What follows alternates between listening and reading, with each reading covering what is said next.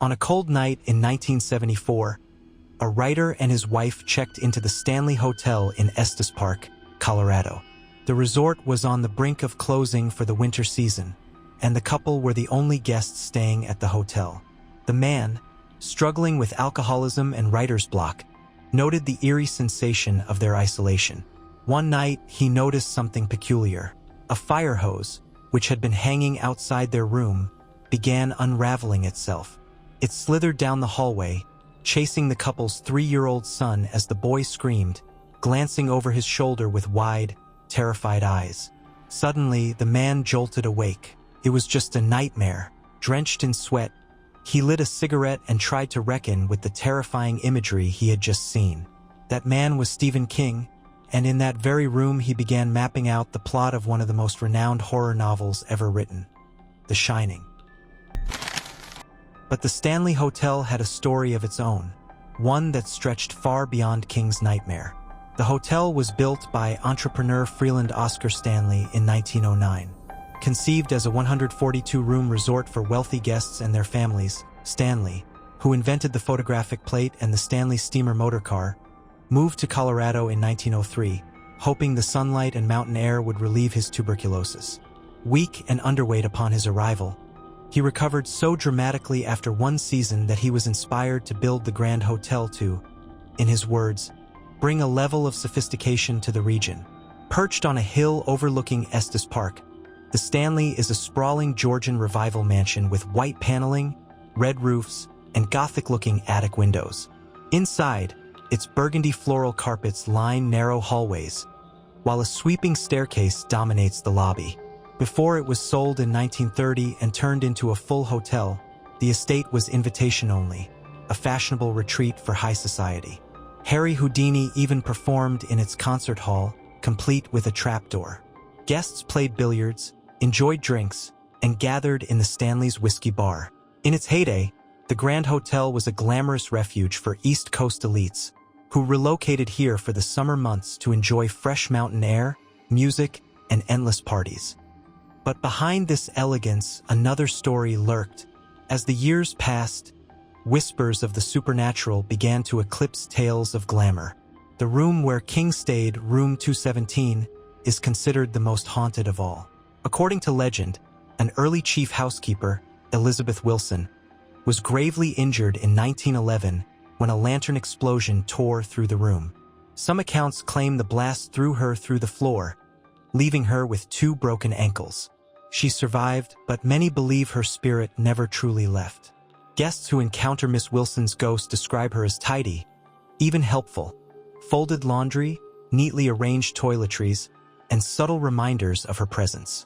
Yet she is also known to disapprove of certain behaviors. Male guests who left their rooms messy have reported being poked awake in the ribs. Unmarried couples often describe a sudden cold presence sliding between them at night, as though Miss Wilson herself were standing guard against impropriety. Though King never claimed to see Miss Wilson, he did insist he spotted a young boy in room 217 when he checked in, a chilling detail, since he and his wife were the hotel's only guests at the time. The spirits at the Stanley, however, are not limited to room 217. Founder F.O. Stanley himself is said to linger in the billiard room and bar, while his wife Flora has been heard playing faint notes on the piano in the music room. Other rooms tell their own chilling tales. Room 401 is believed to be haunted by Lord Dunraven, an early landowner in Estes Park.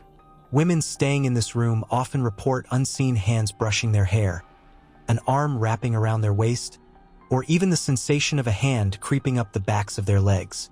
On the hotel's 4th floor, once home to nannies and children, guests hear phantom laughter, running footsteps, and the sounds of children at play.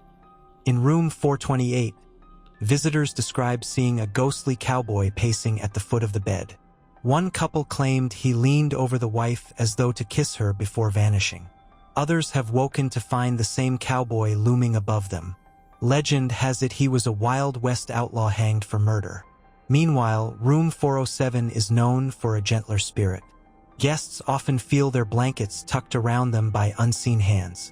One boy recalled repeatedly kicking his covers off, only for them to be drawn neatly back over him again and again.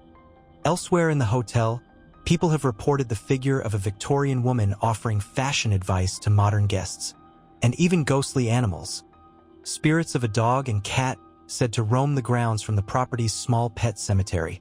Some guides suggest that the paranormal activity may be tied to the hotel's geological foundation. Beneath the building lies a cave system rich in limestone and quartz, minerals believed to amplify spiritual energy. Whether geology or legend, the phenomena at the Stanley have left an undeniable mark. Even celebrities have not been immune. Actor Jim Carrey, while filming Dumb and Dumber, stayed in room 217, only to flee in the middle of the night, refusing ever to return. For Stephen King, though, that nightmare at the Stanley became the seed of The Shining.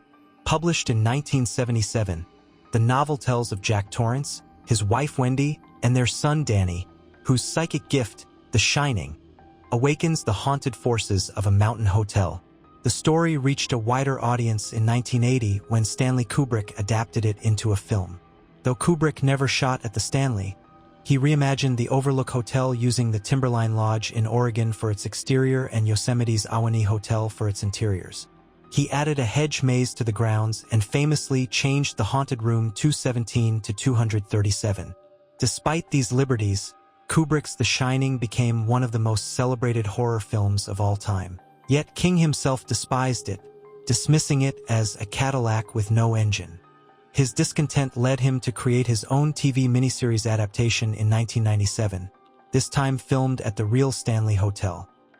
Paranormal investigator Richard Estep has ranked the Stanley among the most haunted places he has ever studied, despite noting that relatively few deaths ever occurred on its grounds. In his view, people don't always haunt the places where they perished. They return to the places they loved. And the Stanley, once a summer haven for family and friends, may be just such a place. Today, the Stanley remains open as both a luxury hotel and a destination for thrill seekers. Guests are drawn by its stunning Rocky Mountain views, its enduring place in popular culture, and of course, its ghostly legends. For around $500 a night, one can even sleep in its most spirited rooms, or take part in tours dedicated to its history and hauntings. And so, while the Stanley spirits may be friendlier than Stephen King imagined, one question still lingers. Would you dare to spend the night at the Stanley Hotel?